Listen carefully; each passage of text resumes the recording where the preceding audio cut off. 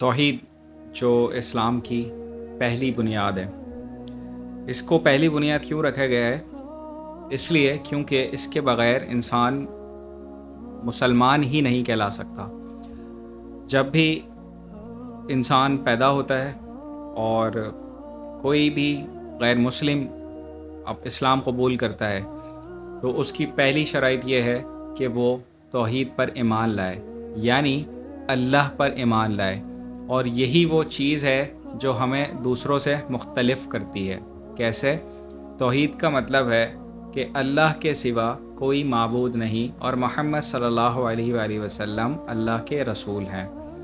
اب اللہ کے سوا کوئی معبود نہیں،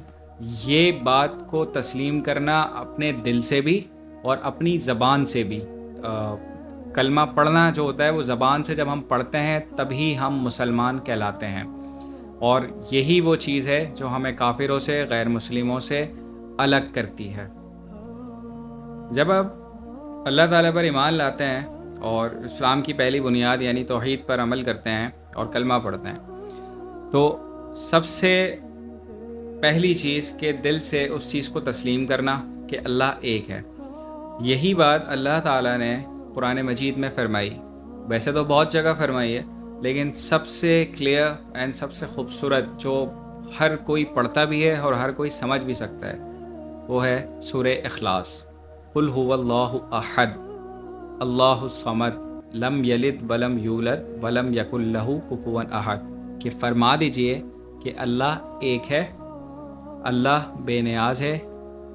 نہ ہی اللہ کو کسی نے پیدا کیا ہے اور نہ ہی اللہ نے کسی کو جنا ہے،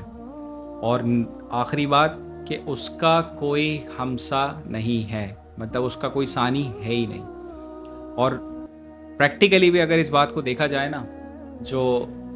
خاص کر آج کی ماڈرن یوتھ ہے، اگر اس چیز کو سمجھے، جو ہم لوگ ایجوکیٹڈ لوگ ہیں جو بہت سائنس کو تسلیم کرتے ہیں، مانتے ہیں، تو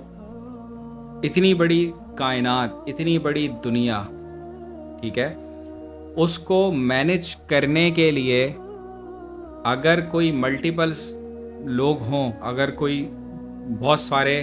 کہہ لیں کہ بہت سارے خدا ہوں، تو ان میں آپس میں پھر کچھ نہ کچھ اختلاف، کچھ نہ کچھ امپرفیکشنز رہے گی۔ کوئی کہے گا کچھ ایسا ہو، کوئی کہے گا کچھ ایسا ہو، کوئی کہے گا کچھ ایسا ہو۔ جیسے کہ سورج روز نکلتا ہے، روز غروب ہوتا ہے اپنے وقت پر، چاند نکلتا ہے، چاند غروب ہوتا ہے، موسم،